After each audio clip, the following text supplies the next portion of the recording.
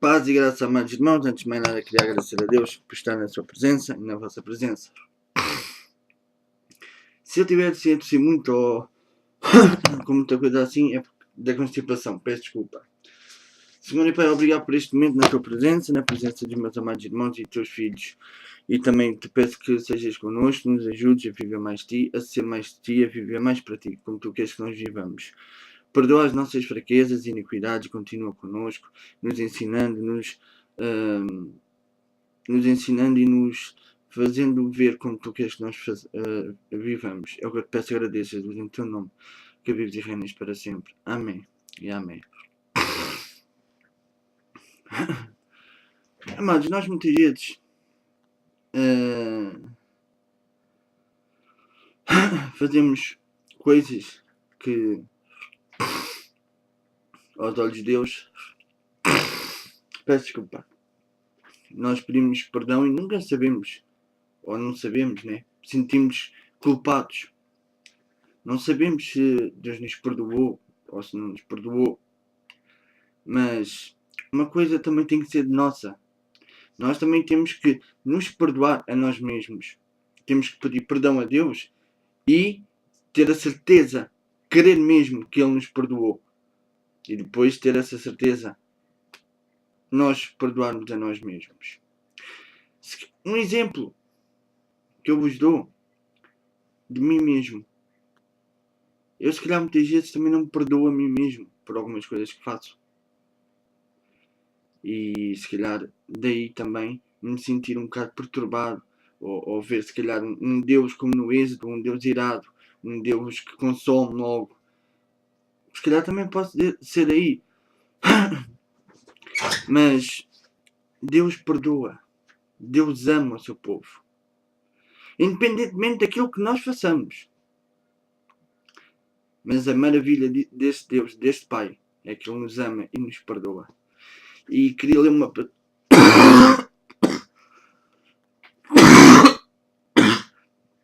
Desculpem.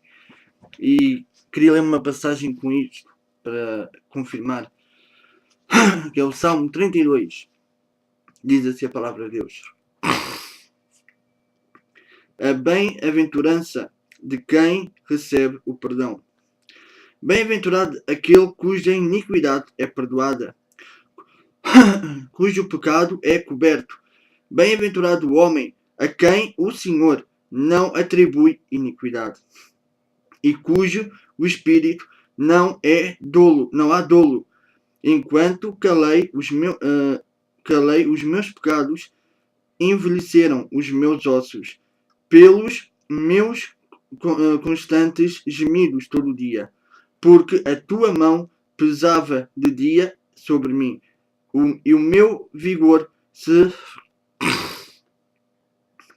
tornou em sequidão de estio. Confessei-te o meu pecado e a minha iniquidade não mais ocultei. Disse: confessarei ao Senhor as minhas transgressões, e tu perdoaste a minha iniquidade do meu pecado.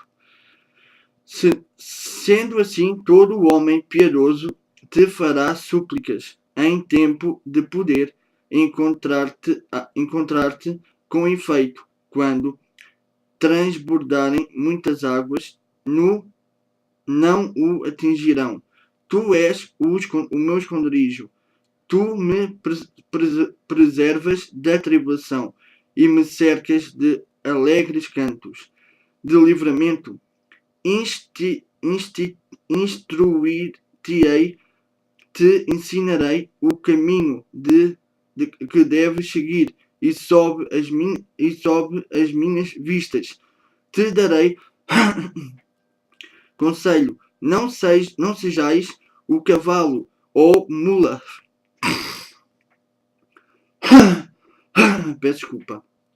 Ou mula sem entendimento, ou os quais com freios e cabrestos são dominados, de outra sorte não te obedecem. Muito sofrimento terá de curtir o ímpio, mas o que confia no Senhor a misericórdia o assistirá. Alegrai-vos no Senhor, regozijai-vos, ó justos, exultai, vós todos os que sois retos de coração. Que lindo salmo, não é verdade? Mas aqui está um segredo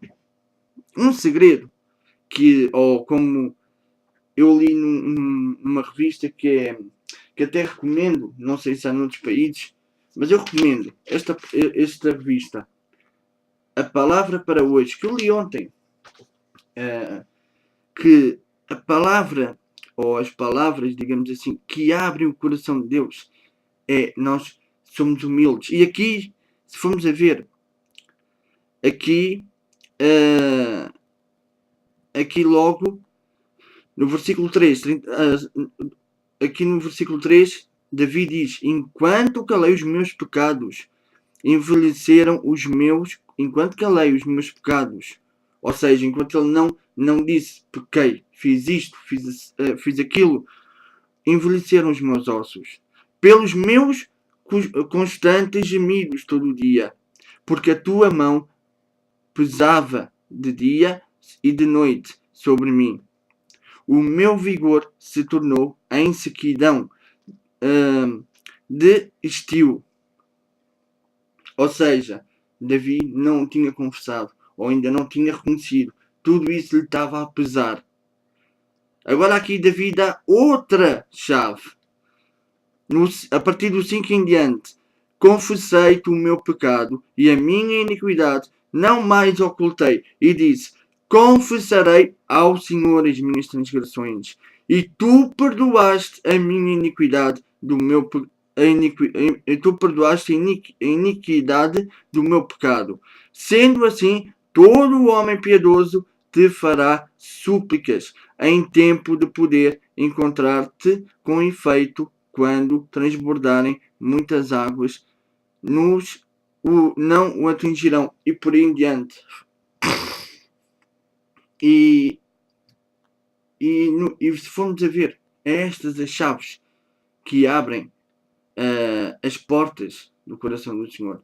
Se tu reconheceres, se tu disseres: Senhor, pequei, errei, não custa muito.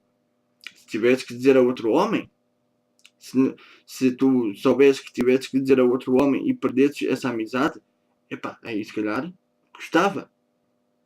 Mas não, se tu fores confessar a Deus, Deus não é homem, é Deus. Se tu disseres: Senhor, pequei, desculpa, perdoa-me, Ele é justo para te perdoar, Ele é justo e fiel para te perdoar. Mas eis a chave: Senhor, pequei, errei, desculpa-me. O que é que eu devo fazer para não voltar a pecar? Essa é a chave. Que Deus te abençoe, hoje e sempre. E lembra-te, Davi fez 3 pecados que estão nos 10 mandamentos. Não adulterarás. O que é que Davi fez? Adulterou. Não cobiçarás mulher, ou seja o que for, do teu próximo. A mulher de Urias, ele adulterou, ele cobiçou-a, mandou: e não matarás. Não foi ele, mas mandou. Manda Urias para a linha da frente, para que caso venham os filisteus, que ele seja o primeiro a ser morto. Ele pecou. Olha os 3 pecados que ele fez. E Davi foi perdoado. Porque ele se humilhou. E escreveu muitos dos salmos que nós conhecemos. Tens o exemplo dele. Muitos mais. Moisés, por ter sido arrogante, não entrou na terra prometida. Só a contemplou. Mas teve uma coisa boa, na minha opinião. Porque na Bíblia não diz onde Moisés foi sepultado. Não diz. Mas há uma parte que na transfiguração de Jesus diz que apareceram 2 profetas, 2 homens, Moisés e Elias. Elias, nós sabemos que ele não provou a morte. Moisés se apareceu também não deve ter provado a morte. Ou seja, ele fez mal e pronto, errou. Não entrou. Mas a parte boa é que ele não provou nem sequer a morte. Já viste? Estão lá 2 profetas que nem a morte provaram. Elias e Moisés. Olha, não estou a dizer que isto agora é uma parte, isto agora é uma ideia minha. Não digo só se já foram julgados, mas acho que não. Acho que até os fariseus, mesmo os fariseus da época de Jesus, acho que ainda não foram julgados. Só serão julgados quando Jesus vier. Mas eu imagino a cara que eles farão ao verem isto, porque eu penso que se apareceu só Moisés e Elias, é porque Moisés deve estar lá, e a Bíblia diz que não diz onde ele foi sepultado, né? Ou seja, é porque ele deve estar lá em carne e osso. Eu imagino a cara dos fariseus e dos saduceus quando virem que Moisés está lá em carne e osso. Eu imagino a cara deles. E quando, não só isso, e quando disserem, e quando Moisés lhes disser, é verdade, o que este homem disse foi tudo verdade. Ele era e é o Messias. Vocês, fariseus, agora estou a falar, mas pronto. Vocês, fariseus, que tanto eram zelosos pela minha lei e isso tudo, eu escrevi sobre este homem. No entanto, não creram nele. Mas ele está aqui. E agora? Como é que vocês vão falar perante ele? E depois eu imagino eles ficarem com medo. E depois de ficarem com medo, o próprio Jesus dizer: como eu vos disse, fariseus, não vou ser eu que vos vai acusar perante o Pai, mas sim Moisés. E Moisés ia então julgá-los. E eles... Como ser cristão é uma maravilha. Como Deus nos ensina, nos instrui, nos capacita. É uma maravilha. É uma maravilha. Como aprendemos. É bestial, digamos assim. Mas olha, se não te sentes perdoado, como eu às vezes também não me sinto, olha o Salmo 32. Até para mim serve. E Davi, olha os 3 pecados que ele fez. E Davi também era um rei justo, no entanto, em num livro qualquer, ou é Crónicas, ou é Reis, primeira ou segunda, que ele deu ouvidos ao diabo. Como assim? Deus não lhe mandou ele nomear como é que se diz? As tribos. Mas ele nomeou. Ele disse a tantos homens para, olha, vai nomear.